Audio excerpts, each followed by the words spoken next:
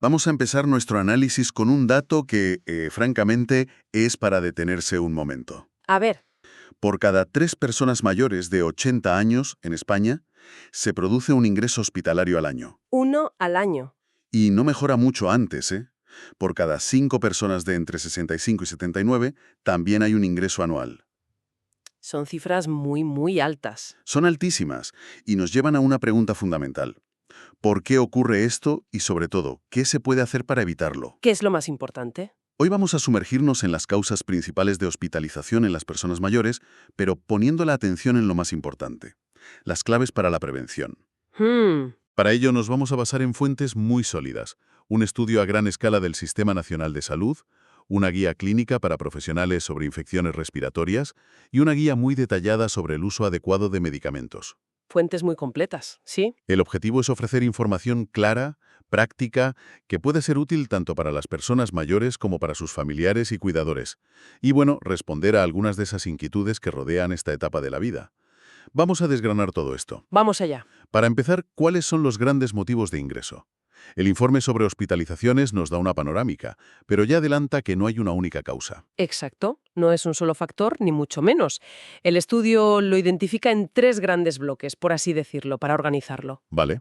Primero, las cirugías programadas, que es algo que se espera. Las de cataratas, prótesis de cadera. Eso es, cataratas, que son muy frecuentes, o las prótesis de cadera y rodilla.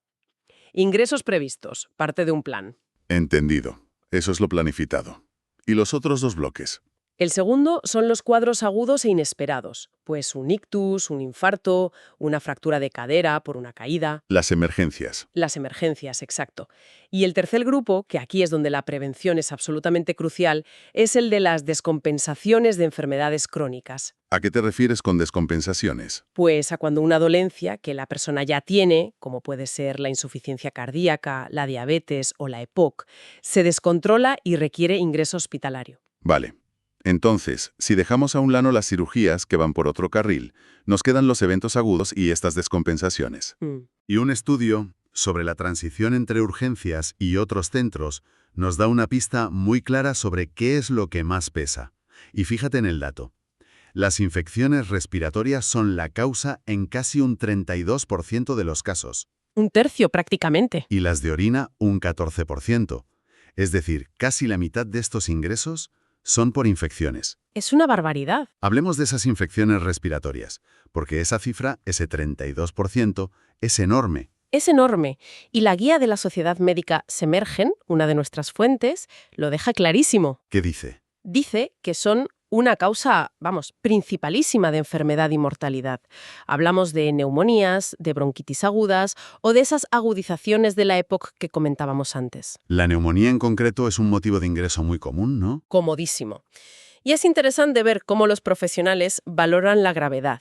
Usan unas escalas de riesgo para decidir si la persona puede tratarse en casa o necesita ir al hospital.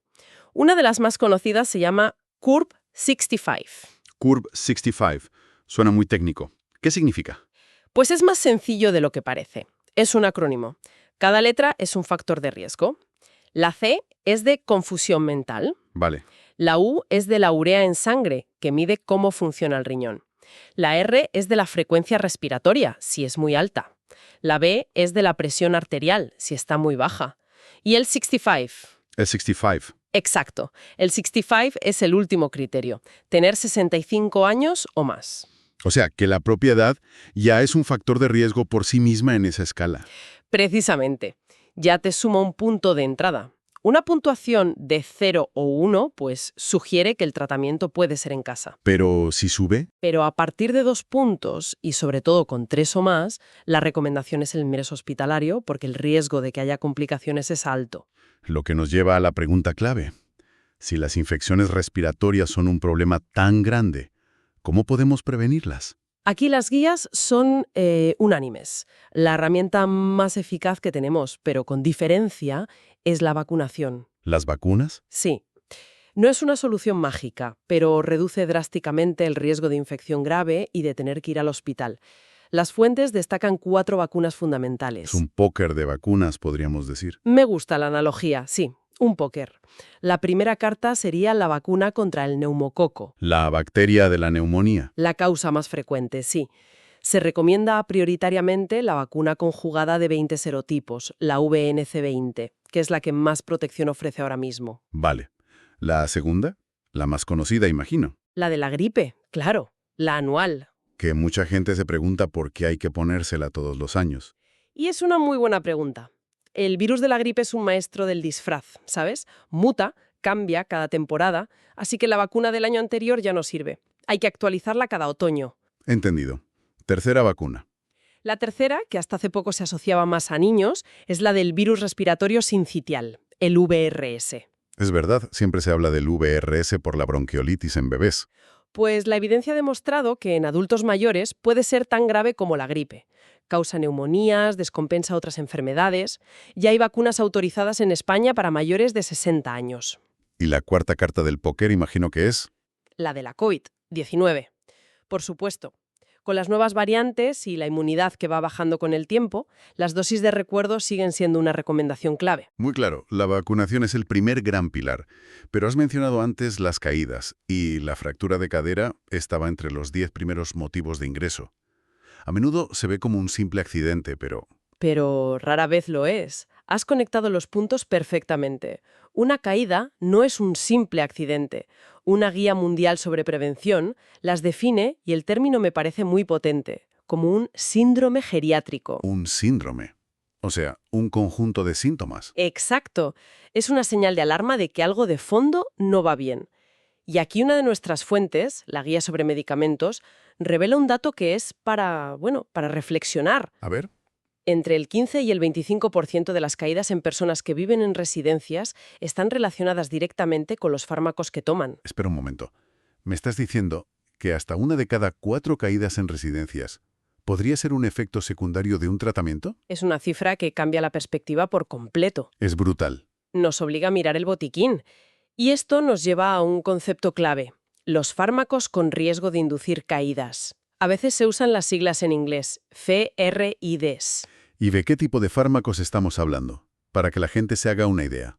Pues la guía identifica varios grupos de vigilancia especial. A la cabeza, los psicofármacos, antidepresivos, antipsicóticos y, sobre todo, las benzodiazepinas. ¿Los fármacos para la ansiedad o para dormir? Esos mismos, como el lorazepam o el diazepam, producen somnolencia, enlentecen los reflejos, alteran el equilibrio. Tiene lógica. Si estás medio dormido es más fácil tropezar. Exacto. Pero hay más. Ciertos fármacos para el corazón, como los diuréticos. Los diuréticos. ¿Por qué? Una mayor se levanta deprisa por la noche, a oscuras, para ir al baño, el riesgo de caída se dispara. Es una cadena de eventos. Claro. También los analgésicos potentes, como los opioides, que pueden causar mareo. Y por supuesto hay un factor que lo engloba todo: la polimedicación. La polimedicación, esa imagen de la bolsa llena de cajas de medicamentos. La guía la define como tomar 5 o más fármacos al día, y su prevalencia se triplicó en España en solo 10 años. El problema no es solo el número, que también, sino la polimedicación inadecuada. ¿Y eso qué es? Pues es cuando se toma un medicamento sin una indicación clara, que ya no hace efecto, o cuyo riesgo supera el beneficio. Y ojo, hasta el 21% de los ingresos en urgencias de personas mayores están relacionados con daños por medicamentos. Y muchos eran evitables. Si el problema es que sobran fármacos o son inadecuados, ¿qué se puede hacer? La clave parece que es revisar esa lista. Justo, ese proceso tiene un nombre: de prescripción. De prescripción. Es la retirada planificada y supervisada por un profesional de fármacos que ya no son necesarios o son potencialmente dañinos. O sea que el acto de quitar un medicamento puede ser una intervención tan potente como el de recetar uno nuevo. Has captado la esencia. Es un cambio de mentalidad total. Y la guía subraya una idea que es fundamental. Cualquier nuevo síntoma en una persona mayor, confusión, mareos, una caída, debe considerarse un posible efecto secundario de su medicación hasta que se demuestre lo contrario. Primero pensar en las pastillas. Primero. Para que no sea solo teoría, la guía da ejemplos concretos de prescripciones potencialmente inapropiadas, basados en unos criterios que se llaman Stop-Start. Sí, es una buena analogía, como un control de tráfico. Son listas de verificación. Los criterios STOP señalan medicamentos que habría que parar. Por ejemplo. Pues, por ejemplo, el uso continuado de antiinflamatorios, como el ibuprofeno, en alguien con insuficiencia cardíaca, porque pueden empeorarla, o en alguien con antecedentes de úlcera por el riesgo de hemorragia. ¿Y los criterios START? Si stop es parar, start será empezar. Exacto. Y esta es la otra cara de la moneda, la que a menudo se olvida. ¿A qué te refieres? Los criterios START alertan sobre fármacos que deberían estar pautados y que a veces no lo están. Le recuerdan al médico que, por ejemplo, un paciente con osteoporosis debería tomar un tratamiento para prevenir fracturas. No es solo quitar lo que sobra, es asegurarse de que no falta nada esencial. Si conectamos todo esto, el mensaje es que la lista de medicamentos de una persona no puede ser una foto fija. En absoluto, no puede ser algo estático. Lo que era adecuado hace 10 años puede ser peligroso hoy. El cuerpo cambia, los riñones, el hígado, y cada nuevo fármaco interactúa con los anteriores. Por eso, este proceso de revisión requiere diálogo y decisiones compartidas entre el profesional, la persona y su familia. En resumen, parece que muchas hospitalizaciones en personas mayores se deben a causas que, en gran medida, son prevenibles. Infecciones que se combaten con vacunas, caídas ligadas a medicamentos y complicaciones por tomar demasiados fármacos. El hilo conductor de todo es la proactividad, la prevención activa. No esperar a que ocurra el problema, sino anticiparse. ¿Cómo? Anticiparse con las vacunas, con la revisión periódica de toda la medicación y poniendo atención a cualquier nuevo síntoma como una posible señal de alarma que nos haga consultar. Se trata, en definitiva, de ser una parte activa en el cuidado de la propia salud o en la de nuestros seres queridos. Hacer preguntas, entender por qué se toma cada cosa. Y no tener miedo de cuestionar si algo sigue siendo necesario. Y para terminar, me surge una reflexión. Hemos hablado mucho del riesgo de la presencia de ciertos medicamentos, los que hay que parar. Sí, los criterios STOP. Pero has mencionado el problema contrario, el que señalan los criterios START, la ausencia de fármacos que sí son beneficiosos. Esto nos deja una pregunta importante, creo. ¿El objetivo final es tomar menos medicamentos? ¿O es asegurarse de tomar solo los correctos, sin que falte ninguno de los que de verdad son necesarios?